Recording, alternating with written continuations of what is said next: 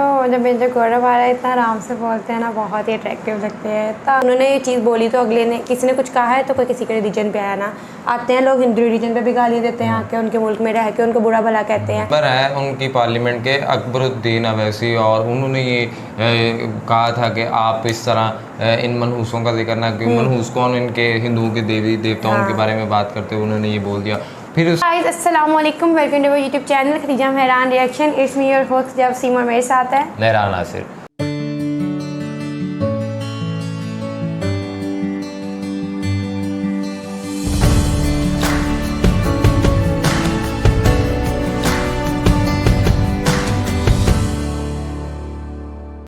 नाज़रीन, मेजर गौरव आर्या जो कि इंतहाई एक ब्लंट और बोल्ड किस्म की स्टेटमेंट रखते हैं, और आजकल जिस तरह पाकिस्तान और इंडिया के दरमियान एक बहुत बड़े जो रिलीजियस पर्सपेक्टिव के साथ एक बहुत बड़ा जो इशू है वो रेज हो चुका है, और मुस्लिम जो कंट्रीज़ हैं वो भी इंडिया के हवाले से बहुत बुरा कह रहे हैं कि यार आपने आपकी एक बीजेपी की जो सिटिंग गवर्नमेंट है उसकी एक मेंबर ने, उसके एक लीडर ने प्रॉफिट मोहम्मद सल्लल्लाहु अलैहि वसल्लम के ख़िलाफ़ एक इंतहाई नाज़ेबा और इंतहाई गंदी ज़ुबान का जो है वो प्रयोग किया है, इस्तेमाल किया है। तो अब बात यहाँ पे है कि मेजर गौरव आर्या ने उस चीज़ पे पाकिस्तानियों और मुस्लिम कंट्रीज़ के साथ क्या जो है कंडोलेंस की है, और वो क्या कहते हैं कि जब हमने अगर ऐसा किया है तो हमें क्या फ़ील होता है कि हमने ऐसा क्यों किया है। तो मेजर गौरव आर्या की इस हवाले से क्या जो राय है वो हम एक वीडियो का लिंक आपको डिस्क्रिप्शन में मिल जाएगा। लेकिन साथ साथ अगर आपने हमारा चैनल सब्सक्राइब नहीं किया, मैं सब्सक्राइब आवर चैनल और बेल आइकन को लाजमी प्रेस कीजिए। वहीं चलते हैं और देखते हैं। खुलेआम बोल रहे हैं, वो हिंदू देवी देवताओं के लिए ये बोल रहे हैं कि इस महफिल में, मतलब वो लोगों को एड्रेस कर रहे हैं, हजारों वहां के लोग हैं, और अकबरुद्दीन ओवैसी, असदुद्दीन ओवैसी के छोटे भाई एड्रेस कर रहे हैं, और वो बोल रहे हैं कि साहब इस महफिल में, ये अच्छी महफिल है, मुबारक महफिल है, इधर इन मनहूसों के नाम नहीं लेना चाहता। मनहूस कौन है उसमें? इसको हमारे देवी देवताओं को मनहूस बोल रहा है, और ये इंडिया है जहाँ पे 80% से ज्यादा लोग हिंदू हैं। तो और जब रिएक्शन होता है तो बुरा लगता है। You understand? तो इस whole thing in India, unfortunately, Naseeruddin Shah साहब हैं, बड़े मशहूर एक्टर हैं, आपने भी नाम सुना होगा, उनका भी एक बयान आया कि उनको भी मैं यही रिक्वेस्ट करूंगा, मुझसे उम्र में बहुत बड़े हैं, बुजुर्ग हैं, और पूरे इज्जत और एहतराम के साथ ही कहना चाहता हूँ सर, दोनों तरफ का देखिए, एक तरफ का मत देखिए। ये प्रॉब्लम इंडिया में यही है कि लोग एक तरफ का देखते हैं। मुसलमानों की दिलाजारी हुई है वो दुनिया को दिख रहा है, हिंदुओं की दिलाजारी हुई है, हिंदू फोबिया हुआ है वो किसी को नहीं दिख रहा। वो ठीक है, ये है, कोई दिक्कत नहीं है, ना है, हिंदू मरता है, जीता है, इट डज नॉट मैटर। आप एक बात सोचिए, आप कहेंगे ना हिंदू राष्ट्र बनाओ अर्जुन जी, मेरी लड़ाई तो हिंदू राष्ट्र की है ही नहीं, मेरी लड़ाई इस चीज की है, लड़ाई नहीं मतलब मेरा आर्ग्यूमेंट कहना चाहिए मुझे, नॉट लड़ाई। मेरा आर्ग्यूमेंट ये है कि in a country that is 80% Hindu, can I live as an equal citizen? क्या मैं बराबरी का शहरी बन के रह सकता हूँ? मैं सुपीरियर नहीं होना चाहता किसी से अर्जुन जी, मैं किसी से बड़ा नहीं होना चाहता, मैं किसी का मालिक नहीं बनना चाहता, मेरी लड़ाई बराबर की है। और ये विरोधाभास है भारत के अंदर, दैट इज वेरी अनफॉर्चुनेट। मैं आपको अगर दिल से बात बताऊं, मेरे पास आपके सवाल का जवाब है नहीं, क्योंकि सवाल का जवाब मैं खुद भी ढूंढ रहा हूं, और मुझे नहीं पता। आपने जो सवाल पूछा है उसका आंसर बड़ा सिंपल होना चाहिए था, बड़ा साधारण सा, बड़ा सिंपल सा आंसर होना चाहिए था, लेकिन मेरे पास इसका जवाब नहीं है जो आप पूछ रही हैं। I really don't know why. मुझे ऐसा लगता है कि थोड़ी सी अगर रवादारी हो, थोड़ा सा अगर आपसी रखरखाव हो, मेल मिलाप हो, तो ये मामला सॉल्व किया जा सकता है। सरकार क्यों नहीं कर रही? ये सरकार 70-75 साल से नहीं कर रही, ठीक है। और आप लगातार मैं आपको बताता हूं कि ये मौलवी मौलाना जो हैं भारत में, इनका एक बड़ा नेगेटिव रोल रहा है, ठीक है।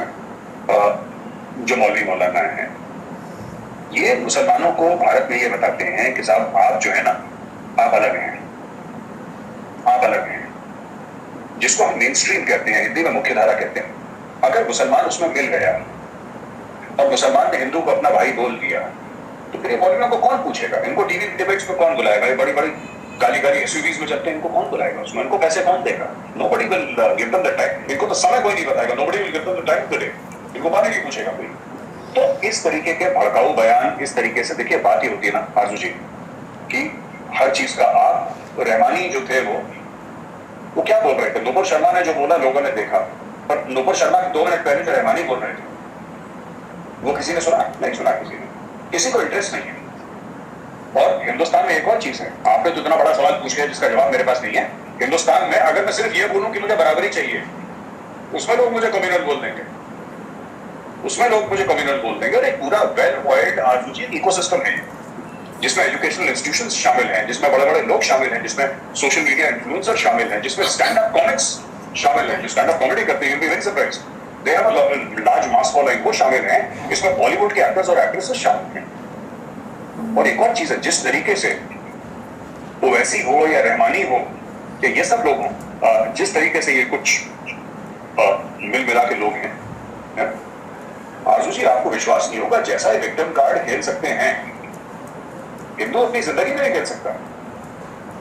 वो इस लेवल का विक्टिम कार्ड खेलते हैं कि आपको लगेगा कि नहीं यार इनके साथ सचमुच बहुत ही बुरा हुआ है। और ये बड़े बड़े लोग इनकी कोठियां देखिए जो विक्टिम कार्ड खेलते हैं, दिल्ली में इनकी ग्रीन पार्क में कोठियां हैं, है ना, इनकी सुंदरनगर में कोठियां हैं, आप इनकी कोठियां देखिए, आप इनके बंगले देखिए, तब आपको पता लगेगा। ये बॉडीगार्ड के साथ जब निकलते हैं आप देखेंगे कोई कैबिनेट मिनिस्टर जा रहे हैं। नहीं, यहाँ पे भी ऐसा ही है। यहाँ पे भी जो मौलवी हजरात हैं यहाँ पे पाकिस्तान में, वो भी सबसे अच्छा बिजनेस यही है रिलीजन सेल करने का। उनके पास भी बड़ी बड़ी गाड़ियां हैं, बड़े बड़े घर हैं, और कोई पूछने वाला नहीं है उनको यहाँ पे। लेकिन वहां पर कम से कम भारत में ऐसा नहीं होना चाहिए, जो कि जब मुस्लिम्स माइनॉरिटी में है तो यहाँ तो ये जैसे यहाँ पे कहा जाता है कि डर है कि एक और पाकिस्तान ना बन जाए। तो इस बात से डर लग रहा है, किस बात से लग रहा है पता नहीं, लेकिन आप लोग भारत, मेरी तरफ से तो मैं कहूँगी आप लोग गलत कर रहे हैं। नहीं आप सोचिए गलत तो कर ही रहे हैं, तो मैं आपको नहीं कह सकता कि हम लोग गलत नहीं कर रहे। ये दूसरा पाकिस्तान बनना, ये तो ऐसे पाकिस्तान में शगुफा छोड़ दिया अब ऐसे कि देखिए बात डर की नहीं है। Hindus were never confrontationist. हम कभी किसी और के घर में नहीं गए, हम कभी नहीं पहुंच गए कहीं पे ना कि हम इस मुल्क को हम कल से हिंदू बनाएंगे, ऐसा नहीं हुआ है। वो हिंदू का नेचर ऐसा नहीं है, हमारे खून में ये नहीं है कि हम आपसे बोले कि आप हिंदू बन जाइए। हिंदू बनने का कोई प्रोविजन है नहीं। जो घर वापसी है, जो ज्यादातर पाकिस्तानी मीडिया समझाता है ना कि घर वापसी क्या होता है कि जो पहले हिंदू था जो मुसलमान बना उसको वापस हिंदू बनाने का वो है। बट अगर कोई ये बोले कि नहीं साहब हमारे यहाँ बड़ा, you can not become a Hindu, you have to be born a Hindu. आपको हिंदू आपके माँ बाप हिंदू होने चाहिए, तब आप जाके हिंदू माने जाएंगे। आप you have to be born into a Hindu family to be recognised Hindu.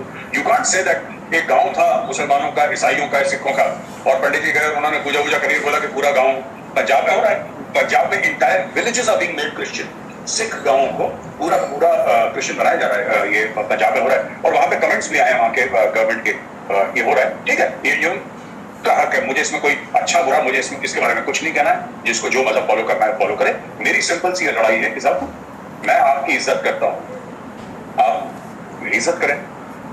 और यही इज्जत मांगने के लिए पीसफुली हाथ जोड़ के इज्जत मांगने के लिए आप किसी के माथे पे ठप्पा लगा देते हैं कि कम्युनल है। ये छोटी सी कहानी है भारत के सेकुलरिज्म की। आदमी जी लेकिन वही वाली बात है ना, बहुत से लोगों को हाथ जोड़ के कहने की जरूरत नहीं होती, क्योंकि वो उस जबान को समझते नहीं है। उनके साथ वही जबान इस्तेमाल करनी चाहिए जो उन्हें समझ में आती है, तो फिर समझ में आ जाएगी। आप अगर एक ही दवाई सबको देंगे तो उससे एक ही मेडिसिन से सबने तो नहीं ठीक हो जाना, किसी को कड़वी दवाई भी देनी पड़ती है। तो वो चीज़ मैं समझाने की या कहने की कोशिश कर रही हूँ कि भारत को जो है इस चीज़ को ठीक करने के लिए कोई और तरीका इस्तेमाल करना चाहिए। लेकिन साथ साथ जो है वो अलकायदा की तरफ से भी एक मैसेज दिया गया भारत को, और फिर तालिबान ने जो है वो कहा है कि वो ऐसा कुछ होने नहीं देंगे और वो कंट्रोल करेंगे लोगों को। ऐसी भी ये भी न्यूज़ है एक, उस पर आप क्या कहेंगे? नहीं कुछ नहीं, अलकायदा देखिए ऐसा है ना, ये जो अलकायदा ने बोला है कि हमें ये सब किसने रोका? अलकायदा क्या, अलकायदा जो कह रहा है, अलकायदा ने तो अपना वैसे भी अपनी मैगजीन का नाम अलकायदा गज़वाए हिंद चेंज करा था 1-2 साल पहले। अलकायदा तो वैसे भी भारत में अटैक करने की पूरी कोशिश कर रहा है। अलकायदा किस चीज का इंतजार कर रहा था कि आज से 1 हफ्ता पहले नुपुर शर्मा टीवी पे आए, ऐसी बातें करे, उसके बाद अटैक करेंगे? ये किस किस्म का फारिग गिरोह है, आतंकवादी गिरोह? अरे भाई आप ये देखिए कि अगर आपको भारत के खिलाफ कार्रवाई करनी है, मैं अलकायदा की बात कर रहा हूँ, अगर अलकायदा को भारत के खिलाफ कार्रवाई करनी, किसने रोका अलकायदा को? हमने तो नहीं बोला, हाथ जोड़ के हम तो नहीं कहेंगे नहीं भाई साहब अटैक मत करो, आप करो ना, आपको जो बनता है करो। फिर भारत का भी जवाब आएगा, भारत का भी जवाब आएगा। और ये सरकार जो है ये ऐसी नहीं है आरजू जी जो चुपचाप बैठेगी। मैं आपको बताता हूँ, मैंने एक बात नोट करी है, कई बार हम लोग बड़े दुखी हो जाते हैं भारत में कि यार हमने एक नेशनलिस्टिक गवर्नमेंट को वोट देके उसको पावर मिला है। मैं नरेंद्र मोदी जी की बात कर रहा हूँ कि यार तो लेकिन मोदी जी ने कुछ करा नहीं यार, ऐसी बात हो गई। करेक्ट, ऐसी बात नहीं है, ऐसी बात नहीं है। ये इस सरकार में लोग बिल्कुल जिसको कहते हैं हम लोग यूपी में ना पहुंचे हुए लोग हैं, वो करते हैं, सब करते हैं और 10 गुना करते हैं, पर अलग अलग दिशाओं से करते हैं, अलग अलग दिशाओं से करते हैं। चुपचाप बहुत काम होता भी है कि मैंने खुद देखा है। उस तरीके से नहीं होता जिस तरीके से आम आदमी चाहे या मैं चाहूं कि यार इसका तो ये जवाब होना चाहिए, इसका ये जवाब होना चाहिए था मेरे हिसाब से, राइट? उस तरीके से नहीं, लेकिन जवाब 10 गुना दिया जाता है, ये बात सही है। और मैं आपको एग्जाम्पल्स देके भी बता सकता हूं। जैसे कि फॉर एग्जाम्पल इन्होंने क्या करा कि मैं आपको खुल के बताता हूं और इसमें हिंदुस्तानी भी देख रहे होंगे, पाकिस्तानी भाई बहन भी देख रहे होंगे। जो पाकिस्तान में अभी कुछ चल रहा है डिप्लोमेटिक तौर पे, इकोनॉमिक तौर पे, उसमें ठीक है जो पाकिस्तान की जो रूलर्स थे उनकी जो मिसमैनेजमेंट थी उसका तो बहुत बड़ा हाथ है, इसमें कोई शक नहीं है। चाहे इमरान खान हो, चाहे नवाज शरीफ हो, चाहे जरदारी फैमिली हो, कोई भी हो, मतलब आपके यहाँ, लेकिन इसमें इंडिया का भी बहुत बड़ा हाथ है, इसमें भारत का बहुत बड़ा हाथ है। जो पाकिस्तान का डिप्लोमेटिक आइसोलेशन है उसमें इंडिया का बहुत बड़ा हाथ है। पाकिस्तान जो FATF में है उसका बहुत बड़ा हाथ है। मैं इंडिया की बात कर रहा हूँ, इंडिया के फॉरेन ऑफिस की। आप देखिए आज आप FATF में हैं, लगातार आप ग्रे लिस्ट में हैं। आपने 24 में से 23 चीजें खत्म कर दी, आप फिर भी ग्रे लिस्ट में हैं और ऐसा कोई आपको हिंट नहीं मिला कि आप ग्रे लिस्ट से बाहर निकलेंगे। और इससे अरबों डॉलर का नुकसान हो रहा है पाकिस्तान को। जाहिर सी बात है, उसके साथ अपनी एक ग्रे लिस्ट में ये होगा कि जिस इंटरेस्ट रेट पे आपको पैसा मिलेगा, राइट? आप डिप्लोमेटिकली देख लीजिए डॉक्टर जयशंकर ने क्या कर रखा है पूरी दुनिया में, और डॉक्टर जयशंकर के फॉरेन ऑफिस ने क्या कर रखा है। हर आतंकवादी हमले का जवाब मिलिट्री नहीं होता। आज की तारीख में चीन क्या कह रहा है?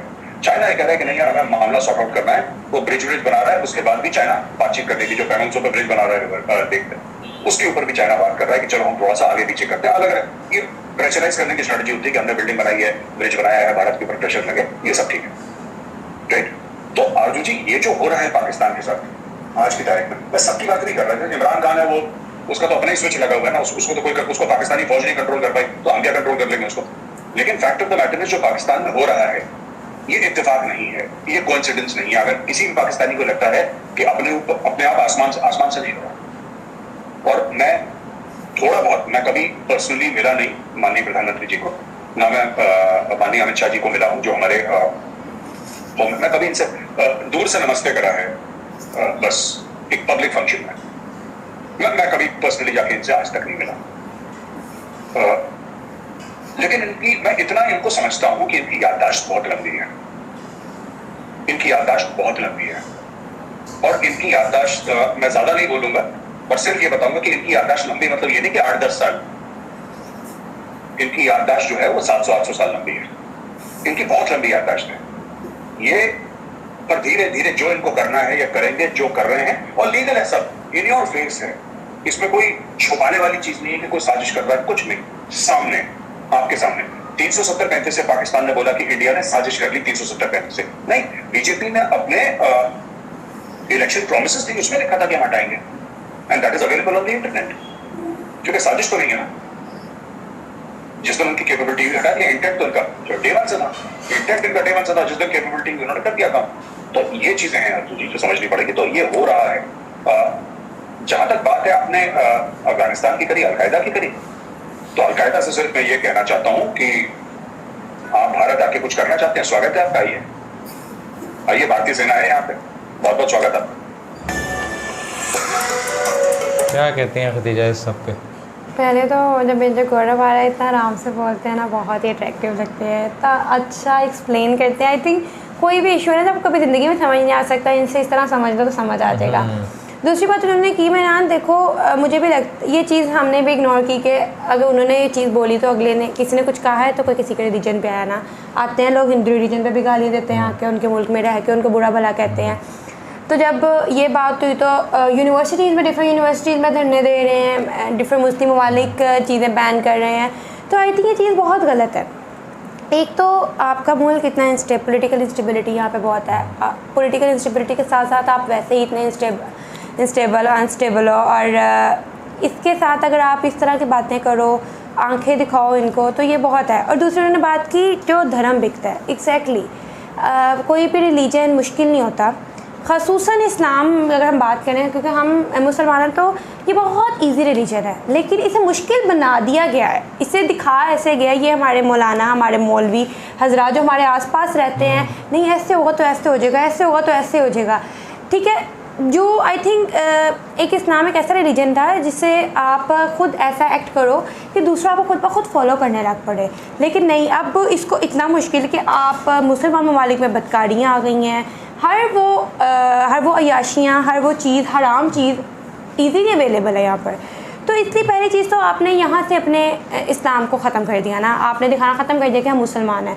दूसरी फिर जो आप जिस तरह के आप लैंग्वेज यूज़ करो, और जिस तरह का ये हमारा मुल्क आजकल कर रहा है बैठ के, उसको गालियाँ दे, उसको गालियाँ दे, तो ये चीज़ें आपको ख़त्म करनी है। और बिल्कुल उन्होंने सही बात की कि यहाँ तो प्रोटोकॉल दिए लग गया मौलानास के, और नो डाउट हमारे यहाँ पे जो गाड़ियाँ मौलानास के पास हैं वो आई थिंक पॉलिटिशियंस के पास नहीं है। एक मेंबर है उनकी पार्लियामेंट के, अकबरुद्दीन अवैसी, और उन्होंने ये कहा था कि आप इस तरह इन मनहूसों का जिक्र ना करें। मनहूस कौन? इनके हिंदुओं के देवी देवताओं के बारे में बात करते हुए उन्होंने ये बोल दिया।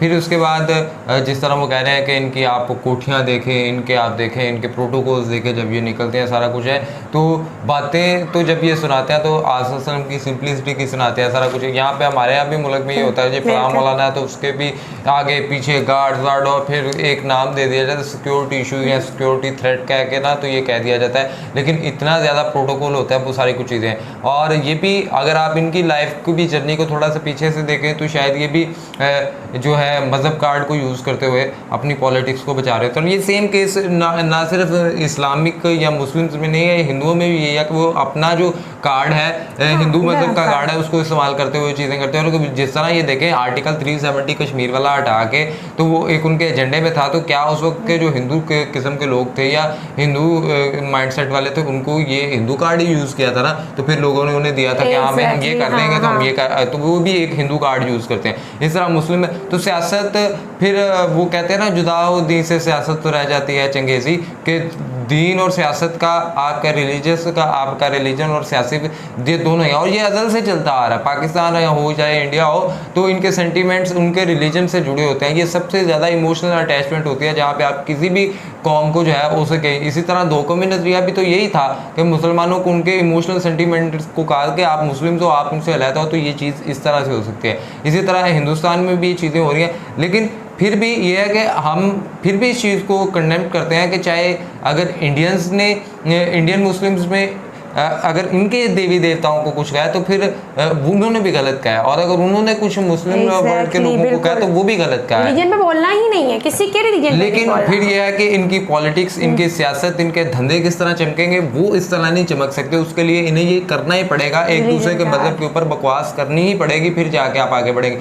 फिर अगर आप ये देखा जाए तो मेरे ख्याल में हिंदू जो इनके देवी देवता थे वो भी मेरे ख्याल में 2 कपड़े पहनते थे। गांधी जी ने भी तो सिर्फ एक सफ़ेद कलर का कपड़ा और एक तहमत बांधा होता था, वो भी तो वो प्रोटोकॉल्स और ये जो आज चीज़ें चलती हैं नहीं, और नाम पे सिक्योरिटी था, लेकिन ये चीज़ें चलती हैं। हम उनको नहीं कह सकते, हिंदू मज़हब में भी ये चीज़ें सारी चलती हैं, और इंडियन नेशंस के अंदर भी, इंडियन नेशन के अंदर भी जो जिन चीज़ों को उनके लीडर्स ने नहीं किया, लेकिन आज वो सब कुछ चल रहा है। अंबानी, टाटा, ये जितने बड़े हैं क्या है। उसके अलावा अब मैं आपको बताऊं कि एक बाबा रामदेव हैं, पतंजलि प्रोडक्ट है उनकी, जो अक्सर योगा टीचर, और वो अक्सर ना ऑरेंज कलर का उन्होंने भी सिर्फ एक, लेकिन उनका एक बहुत बड़ा ब्रांड है पतंजलि के नाम से, जहाँ पे आपको हर एक चीज़ मिल जाएगी। तो बाज़-औक़ात तो ये होता है कि आप प्रिटेंड कर रहे होते हैं खुद को सिंपल रखने के लिए, लेकिन आपके बैक बिहाइंड बहुत ज़्यादा और मोटिव्स होते हैं। मेजर गौरव आर्या ने भी इन सारी चीज़ों को जितने अच्छे से एक्सप्लेन किया, और मेजर गौरव आर्या की बात मुझे बड़ी पसंद है कि हाँ भाई, फिर हमें ये फील होता है कि